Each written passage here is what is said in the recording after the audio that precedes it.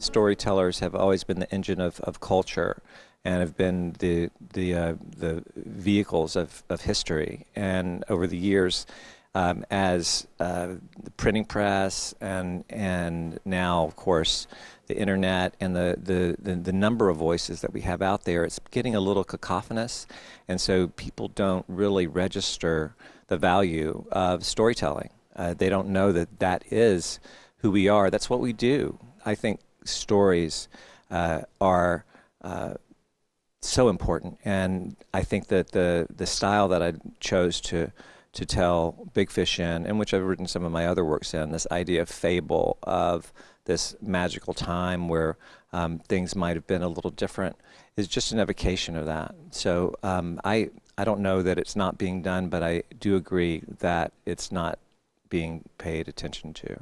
Big Fish is about a father and a son, and the son trying to get to know his father before he dies. I think that that reading stories about other people's experiences is valuable information. It's like living another life, and any good book can do that, and that's why reading, I feel like, is so important. Hi, my name is Debbie Vavra, and I wanted to tell the story of how I met my husband. I had just taken my first library job at Ohio State University in the Institute of Polar Studies. I knew nothing about being a librarian. It was basically a secretarial job, but turned into more. But anyway, on my first day, I was feeling really pretty sick. I had a cold, and I was in this, it was a really small library with the old-fashioned bookcases with the glass fronts. It was really neat. So I was in the room kind of figuring out what is it I'm supposed to be doing. And a guy walked in, and I kind of said hi, and then a little while later, another guy walked in, and I asked if I could help him. He said, no, I'm just, not really. I'm just, coming in. And later I found out that my husband, Chuck, had walked back to his office after seeing me and told his office mate, stay away from the librarian, she's mine. And so a little while later, the director of the Institute came in with Chuck and a couple other people and introduced me. But I guess for Chuck, it was love at first sight, so that was pretty cool. And I went out for lunch and came back, and he had brought me a rose. And now we've been married for 33 years. This is a story about my father. My name is Shirley Cusick. His name was Thomas Patrick Aloysius Lyons, and he was born in Ireland. He was in the First World War, and during the battle in the Argonne Forest, he was lost for 2 weeks. And everyone in his unit was either killed or injured, and he was the only survivor. But after a while, he ran out of water, ammunition, and everything else, and so he just started to walk because he didn't know what else to do, and he walked and walked. And finally, he walked into his own company's lines. So he was saved. But he had mustard gas burns over a lot of his body, so he was in the hospital in France. The interesting part was, even if that isn't interesting enough, his sister, who had lied about her age, was the nurse in the hospital. I think that's the best story I've ever heard. And they both survived and came back to the States and married and raised families. Hi, my name is Daniel Wallace from Chapel Hill, North Carolina, and I want to tell the story about how I met my wife. She was and is a social worker, and prior to becoming one, she was a bartender. She put herself through school being a bartender, quit when she was a social worker, and then one night, the place where she had worked needed a bartender. Everybody else was sick, and she came in special this one night to tend bar again. And I went into this bar that night. It was a Wednesday night. It was sort of empty. And I was at one end of the bar, and there were a group of people at the other end.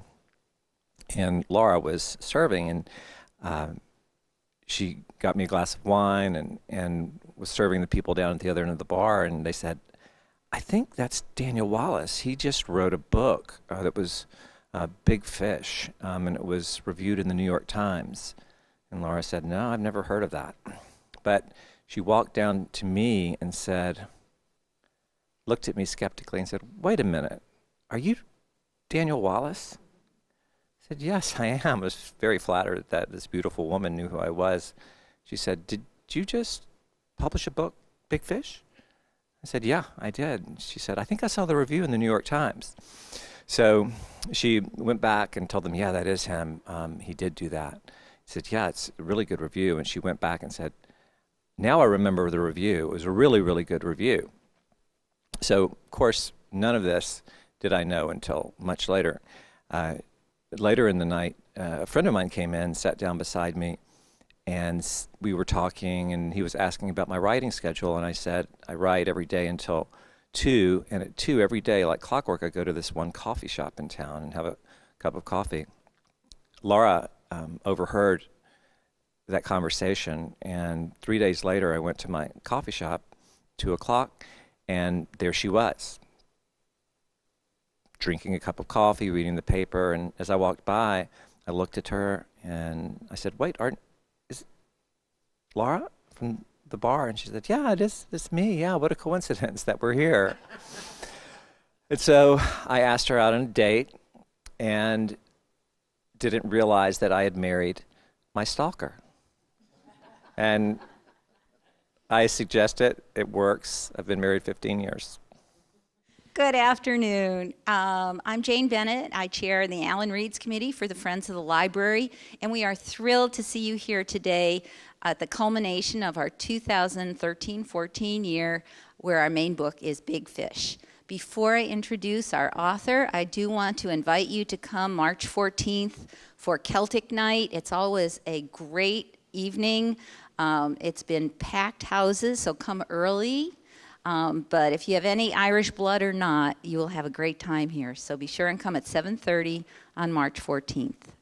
Now, I would like to introduce Daniel Wallace. He's been here since Thursday. He's met with a lot of students in our schools and other patrons at the library already. He's a wonderful storyteller.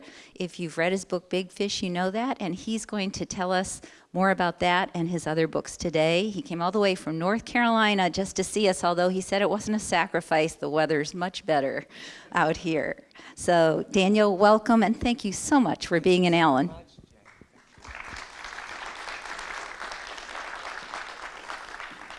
This has been a great couple of days in Allen. It's a great town, and the people are so wonderful and energetic and helpful, and really believe in what they're doing. There's so many people to thank. There's so many institutions to thank. Alan Reads, of course, and all the educational institutions around town where I had the opportunity to talk to a lot of kids, and that's always a big deal for me. They're my future audience, obviously. So I want to keep them selfishly. I want to get them reading and into reading. There have been a lot of people who have written to me and said this Big Fish was the first book they read ever, and they've always hated reading, and it was the kind of book that got them into it. And I don't want to toot my own horn, but it is a wonderful book for all ages, and it's written in a style that I think is accessible to everyone, and you can get out of it. Everybody gets something different out of it. And I was lucky enough to be able to write that book. And I want to talk about writing a little bit today, and answer a couple of the questions that people ask. People ask a lot of the same questions when I go to different events, and that's fine, because the people want to know a lot of the same things, and it makes sense. But I've been asked some of the same questions so often that I've just started making up the answers. If you don't want to ask a writer to be honest, I mean, that's that's against the grain, that's going against everything that a writer believes in. So people ask, and especially younger writers ask, what do you write with? Do you write with a pen, pencil, on a typewriter or computer? And so I used to tell the truth that I'd do it on a computer, and now I tell them that I get up in the morning, go out into the garden, and I find a bird's feather. Then I bring it inside, and I get the coffee grounds, and I mix it up into a paste, and I get some phyllo dough out, and with the bird feather, I write on the phyllo dough, and if it doesn't work out, if the writing's no good, I just make a pastry with it. So,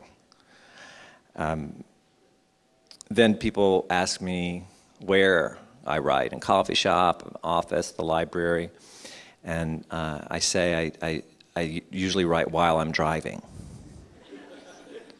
Because you always want to keep the story moving forward, and I know I love stupid jokes too.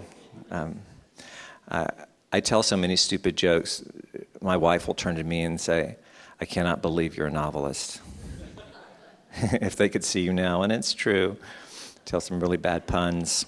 And then, the third question people ask is who has influenced your writing? And what they mean generally is what other writers have you read who've influenced your writing? And all these are good questions. That's a really good question.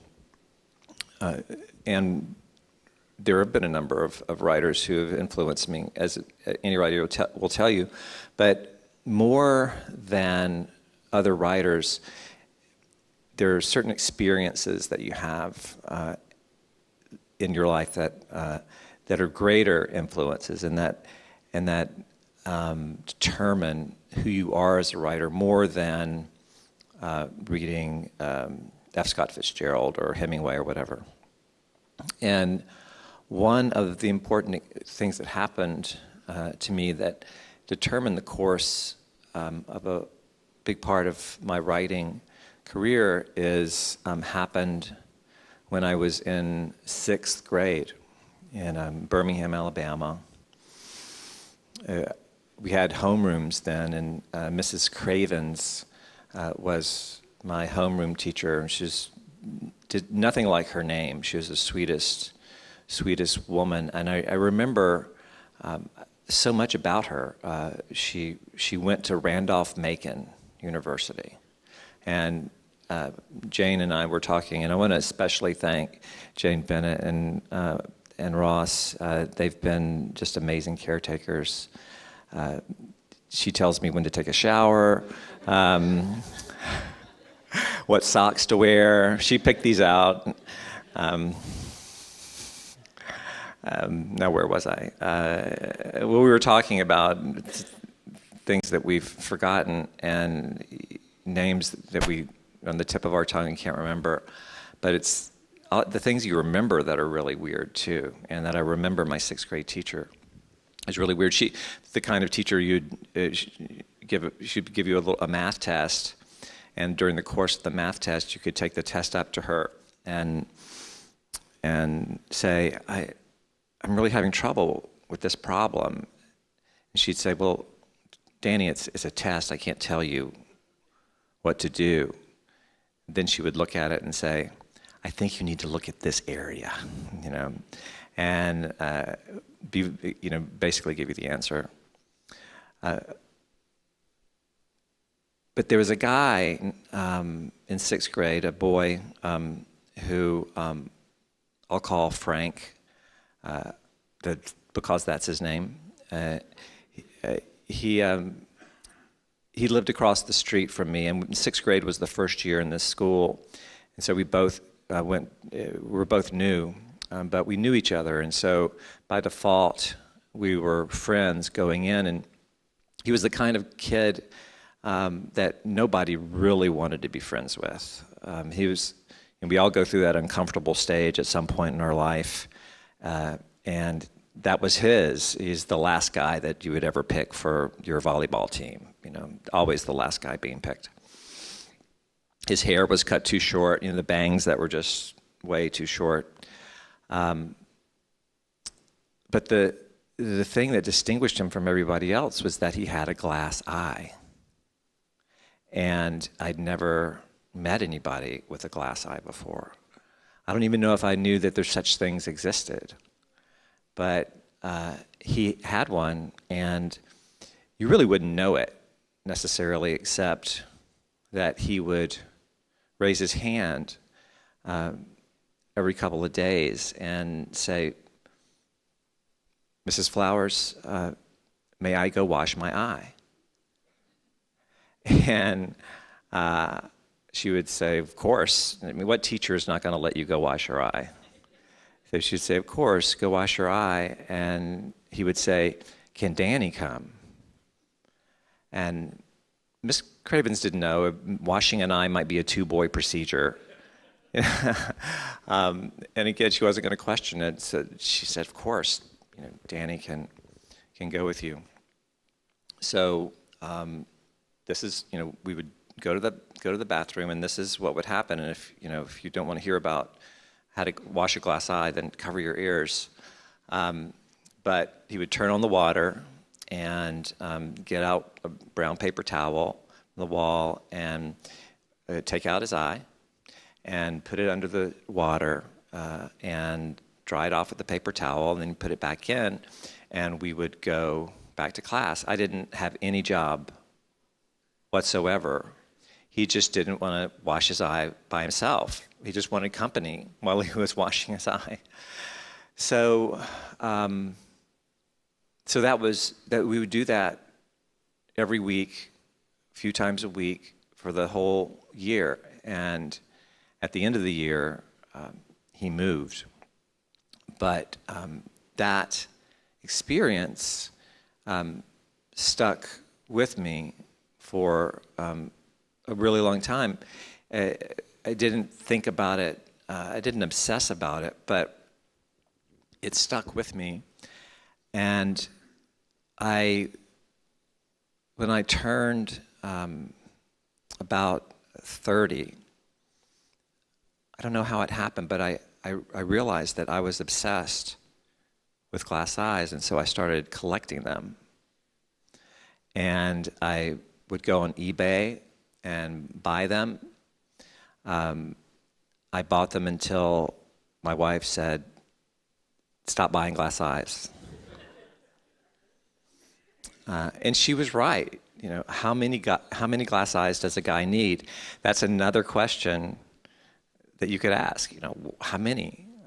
Well, I have about 75 glass eyes. Of every size and color that you can imagine. I have them, a whole set of eyes that an eye salesman used to take to, was it ophthalmologist or optometrist, whatever. I always get those guys mixed up, to sell. And I love them. They're beautiful. I don't know if you've ever seen them, but they're beautiful. A lot of people have a number of glass eyes for different times of the day. They'll have their morning glass eye, which is maybe bright and full of energy, and then they'll have their 7 p.m. eye, which is kind of bloodshot, and they want them to match. So I did research, did a little research on glass eyes, and they've been around for a really long time. And in Egypt is where the first glass eyes, they weren't very good glass eyes. They were more clay. But in the 30s, Germany started making them. They were made out of glass. Now they're made out of acrylic, so they're not breakable.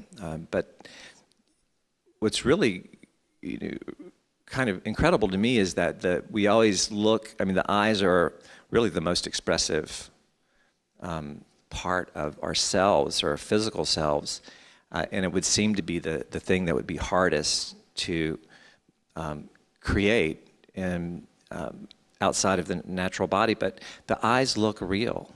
They look amazing.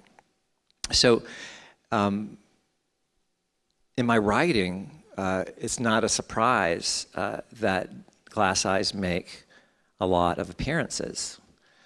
Usually writers write about things that they're obsessed with. And since I was obsessed with glass eyes, naturally they find their way into my narratives. In Big Fish, Big Fish was the first place that a glass eye appeared. And it was a scene where, in the book, where the Edward Bloom, who's the father, goes to Auburn for school and stays in a room in an old lady's house.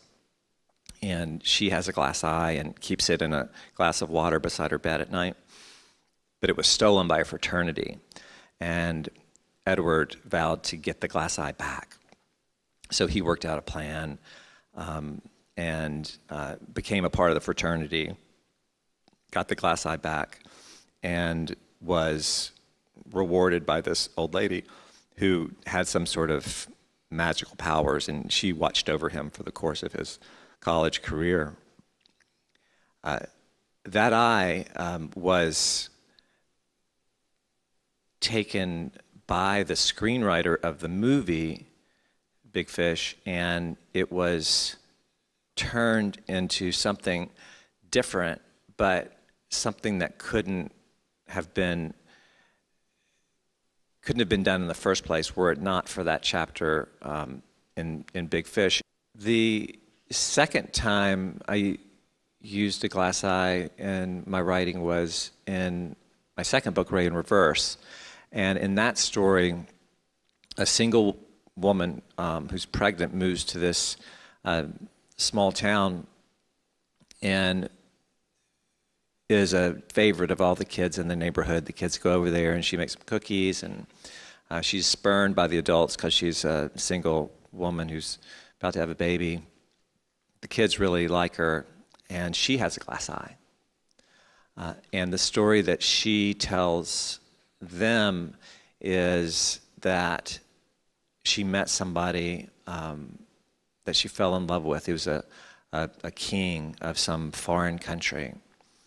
And they traded eyes so that they could see what the other saw all the time. And because he was king of this country, they couldn't be together, they couldn't get married, but she could see what he saw as he was ruling his country, and he could see what she saw. So the kids didn't know whether you were born with a glass eye or you got one sometime later. And they have this big discussion about it. And then finally, when she has her baby, they think, well, this is the best way to find out, to go see the baby. So one of the kids goes in and takes the baby and takes it outside to the rest of the kids to show them. The baby's fine. But it's a fairly integral part of this, of Ray in Reverse, and towards the end of the book. The third time, the third book, and P.S., I wrote some short stories with glass eyes in them as well. I read other stories by other people. I wasn't the only glass eye guy out there. Robert Owen Butler had written one, and there was a story that I'd heard, and it may be apocryphal. I'm not sure, but it's about a woman. I think it was in a city, New York City, probably. She was at the she was like 10 stories up above the street, and a guy was walking down on the sidewalk below it, and he heard her scream, and he looked up, and she was reaching for something that had fallen from the balcony, and he actually saw it falling. It looked like a watch or a earring or something, because the sun glittered off of it, and he caught it, and it turned out to be her glass eye. And she held up a finger. Wait a minute. She ran downstairs, ran out the front door, and threw her arms around him and started kissing him and just hugging him as hard as possible. And the guy was completely taken aback, completely flustered. And he said, "Do you do this to all the men you meet?" And she said, "No, just those who catch my eye." Yeah, so that may not be true. I don't know. So, in my third book, The Watermelon King, truth is, I had grown really self-conscious about glass eyes and writing about them so often. I was worried about becoming branded as the glass eye guy, and that people would start reading my books looking for the glass eye, so I didn't put one in there. And I sent it in to my editor, and she said, "Where's the glass eye?" And I said, "There's no glass eye." And she said, "Well, you need a glass eye in here somewhere." So I went back and put a glass eye in there. I mean, it was easy enough to do. I just mentioned one of the minor characters having one. She was satisfied. But I swore it off at that time that I would never write about one again. And what happened, I think, was that I kept writing about them, but I went as far away from them at the same time. My last book, The Kings and Queens of Rome, is about two sisters. And one of the older sister, it's kind of a fairy tale for adults. But one of the sisters, the older one, is just very mean and ugly. And the younger one is so beautiful, the most beautiful girl you've ever seen, but she's blind. She's completely blind and doesn't know that she's beautiful. And when she gets of an age to care how she looks and thinks about how she looks, she asks her mean older sister, and her older sister tells her, "You don't want to know, you're really, really ugly." And she said, "You should be happy that you're blind because you don't have to look at yourself." And her little blind sister says, "What about you?" And her older sister says, "Well, I'm the opposite of you. I'm gorgeous. I'm so beautiful. And I'm so sorry that you look the way you do." So their parents are dead, and she has total control over her little sister. And so it's this sight, I think, that I'm really interested in. I'm interested in what people see. I think that, what we see is in a large part how we experience the world. And how we experience in the world is where stories come from. And we tell stories in order to understand ourselves, in order to understand the world, because the world is so confusing and busy and complicated. I have told these stories about Frank's eye, and it was Frank's eye, but it's really not Frank's eye anymore. It's been completely fictionalized. It's become not necessarily a symbol, but a vehicle for me to make sense of the world, and that's what stories do. I keep waiting for Frank to get in touch with me to ask for royalties from my books, because so many of them have been.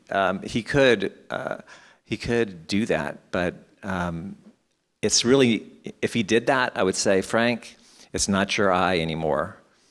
It's mine. And if you tried to put it back in your head, it wouldn't fit. It's too big." So, I mean, that's sort of my philosophy of storytelling and what I do, what I try to do at any rate. Now, I know I've answered the questions about how I write and where I write and what inspires me, but I would be happy to answer any other questions that you might have about anything else. Questions? Okay, we've got a bunch of them. I like it.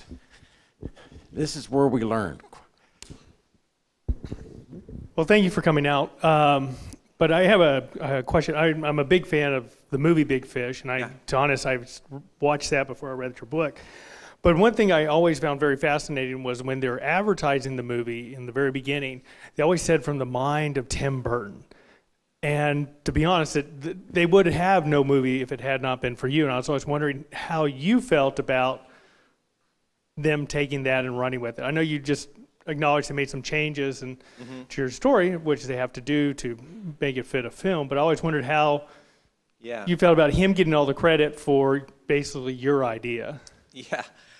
Well, it's even more complicated than that because I wrote the novel, and then the screenwriter read the book, John August, who generally people don't know who the screenwriter of a movie is, but he read the book, and then he wrote the story that you see on film now. Most of all the words that the people say, all the scenes that you see, he's the one that wrote those down. So, in effect, Tim Burton is the third person on the project. Now, the thing about making a film is the look of it. What distinguishes this film from some other film by somebody else? If Steven Spielberg had done it, and he was going to do it at one point, what would that look like? It would look like something different, and we would expect something different from that. It's a marketing decision. I mean, it's the truth. It is his film. It's a completely different work of art. And my name is on, all the posters that you see, but, Tim Burton's is this big and mine is this big. The thing is, people don't care who wrote the novel, really, and nobody else, not more people are not going to go see it if they know that I wrote it. And so, it's never bothered me in any way that he gets credit for it. I think it would, if it bothered anybody, I would think it would bother the screenwriter more. I'm happy. The thing that I felt from the very beginning of the whole movie making process is they could make the worst movie in the history of the world, and I would still get more people coming to my book and reading it, which is my goal, to get people to read my book. The best advertising for a book in the world is a movie. And even a bad movie, it can help a book. And that's the case, I have no idea how many books it's sold. It's in 25 different countries, and part of that is due to the movie. And so I'm very thankful to it. Who illustrated the book? Huh? What? Who illustrated the book? Who illustrated it? Yeah. That particular, hold it up, the book that you have. Oh, you know what? That picture, which I love, that picture was made by a guy whose job it is to do pictures for the covers of books. And he put it together from he read the book and made that picture. I don't know what his name is, though, unfortunately. Is there a big fish in the book? Is Big Fish a bug? No. Yes. Is there a big fish in the book? Yes, there's a very big fish in the book. A huge fish. It's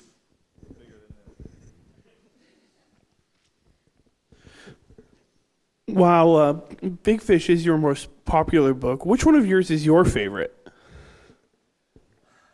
well, the the answer you're supposed to give is my last book, because why would I write another book that I like less than a book I've already written? I can't say that. The Kings and Queens of Rome, I think, may be a better book than any book I've ever written, but it was so hard to write. It took me 5 years to write, which is almost twice as long as my other books have taken. And it doesn't get easier. Writing doesn't get easier as you go along. And so by the time that I finished writing that book and figured it out, I hated it. I really was tired of it, and it was such a wrenching process. And so I haven't gotten to the point that I'm really fond of it yet. It's kind of like getting a divorce. You know, you'll be friends again, but maybe, you know, stay apart for a little while. And so I definitely don't think that you should stay away from it. You will love it, but I think that the one I wrote before that, Mr. Sebastian, is probably my favorite. Do you tell a lot of tall tales to your children? Yes, but they never believe me. My son just looks at me and he says, "Big fish," like that. Like, so even when I'm telling the truth, that's the real problem. Is not being believed. The problem is not being believed when you tell a story. It's not being believed when you tell the truth. That's kind of where I was going with that question. As yes, often they actually believe what you have to say. It is. It's a problem. Yeah, I have to live with every day. My second question was when did you feel inspired or feel that you would do this? Mm-hmm. Did you have a passion since you were a child? Was it when you were older? Well, I wouldn't call it a passion. I enjoyed it. I thought it was fun to write little plays and to write stories. I did a column for the high school newspaper, which was the Diary of My Basset Hound. And so I wasn't a hard news kind of guy. And I never thought about it as a potential career, because it's kind of, well, you know, it's not a career, writing and being an artist, or usually you have to do something else as well. So it's hard to make a life out of it, but it's hard to make a living, but it's a good way to make a life. And I didn't really settle down to seriously learn how to be a writer until I was 24, when I had after I had exhausted every other possibility of anything else that I could do. Because I think that you should. If you can avoid being a writer, then you should do it, because it doesn't pay well. You know, it takes up a lot of time. It's a life full of rejection. I mean, Big Fish was rejected 15 different times before somebody published it. So you have to really love it, you know, and I did. I wrote for 14 years before Big Fish was published. I wrote 5 books, which I loved writing, all of them, but they weren't good. But I had as much fun writing the bad books as I do the good books. So, which is scary. I wish I knew what the difference was, but I don't know, because I think I just love to do it. Questions? Comments? Going. One more. Oh, good one. It's all yours. I saw you speak at Lovejoy on Friday, and you had mentioned that your sister also wrote a book. Yes. Does she still write, and what was the book? My older sister was a lawyer, and before I published anything, after I had been writing for 8 years and had not published anything, and she called me up and said she wanted to be a writer now too. And I thought, good luck. And then 2 years later, she published a book. And I hadn't, and I wouldn't for a long time, so I hated her. And just kidding, I love her. But I was bitter and resentful. And her book was called No Defense, or No Defense, depending on where you're from, I guess. And it's a kind of a legal thriller, and takes place in Alabama. And it takes place in the same town, my grandparents' hometown, where my books take place. And I thought the fact that she published a book meant that I would never publish a book. And then when I finally did get Big Fish published, well, accepted for publication, my agent said, "How much money do you think we can ask for?" And with the first book, it was with a small press. You're not going to get any real money from it. But I said, I don't care how much it is as long as it's $1 more than my sister got. That's how pitiful I am. I have a question. It's very unusual that when you publish a book that a movie is made so quickly after. Let me start over. It's very unusual that when you publish a book, a movie, especially by somebody like a director, Tim Burton, is so rapidly made after the publication of the book. What do you attribute that to? So many of these things happen by accident and luck. I really do think that accidental timing is responsible for most of the good things and a lot of the bad things that happen. There's no real meaning behind them. Big Fish is about a father and a son. The son's trying to get to know his dad before he dies. His dad's a big storyteller. A lot of people have had that experience and have had a father like that. And I didn't write it because I thought that was the case. It just turned out that was the case. So the book was published by an editor whose father had died. She just identified with the book. The book was read by a screenwriter, John August, whose father had died. He identified with the book.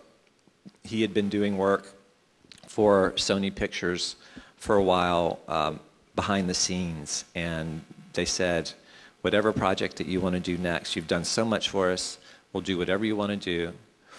And he said, I want to do this book. And they said, I don't think so. Book doesn't look like a movie. But they made a deal with him.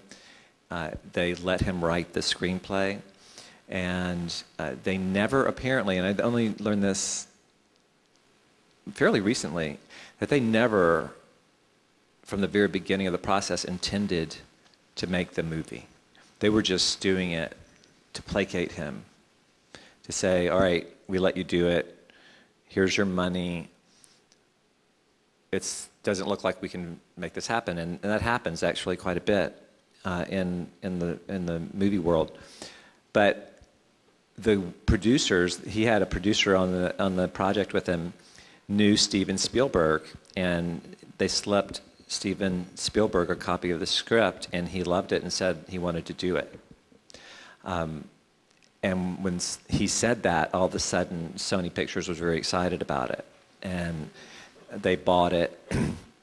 But he held on to it from 2008 to late to 2001. 1998 to 2001, and he kept making these other movies ahead of time. And finally, he decided, well, I'm not going to make this movie after all. And after he dropped it, almost as soon as he dropped it, Tim Burton picked it up. And as soon as he picked it up, he started filming it.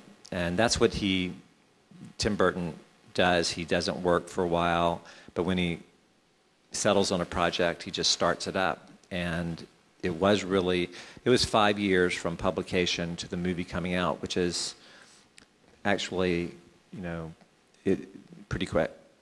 So I think it's just luck, just hanging around, being lucky.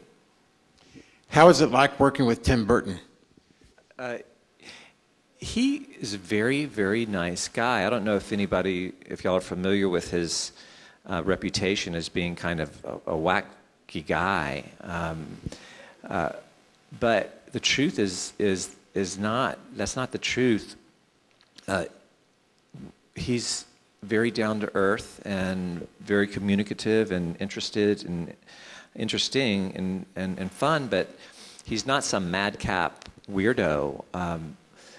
He looks like one, his hair's all puffed up, but I think part of that is marketing, that you want to distinguish yourself from these other guys, and so these people have publicists, and publicists' job are to create this idea of who you are in the world. And so when you see a Tim Burton movie, like you were saying, you know it's going to be kind of, it's going to be original, it's going to be cutting edge, it's going to be kind of dark, but funny. And that's from marketing. He's not that way. He's just, I guess just an interesting, fun guy. It was great. He was wonderful. One of the lessons or information I learned from Campbell's works on storytelling was so many societies have the monster, the giant, and then we find out that the monster and the giant are very lovable people, and everybody's afraid of them, and there's always one person that confronts them and then finds out they're sweethearts. Can you comment on that? Well, isn't that the case most of the time? I think that, especially growing up, and I remember in high school, really not liking somebody because he thinks he's so great. He's not all that. And maybe he was in some respects, but usually it's people that we used to call stuck up, full of themselves. And when you start to get to know them, you realize that's not the case at all. There's something else that's going on, and I think that it's more of a case that we are always in a better place or a worse place than it would seem by others looking from the outside in. And until you get to know somebody, you don't really understand completely that they have the same problems and the same secrets, the same issues in life that you do. And everything else is a facade. And I think that the giant, again, when you're telling a story, you want to go to the shorthand. You use this image of a ferocious giant because it's the easiest way to get to that story, and that's why I think that's a common image that you see. Daniel Wallace, thank you. Thank you, Alan Reeds.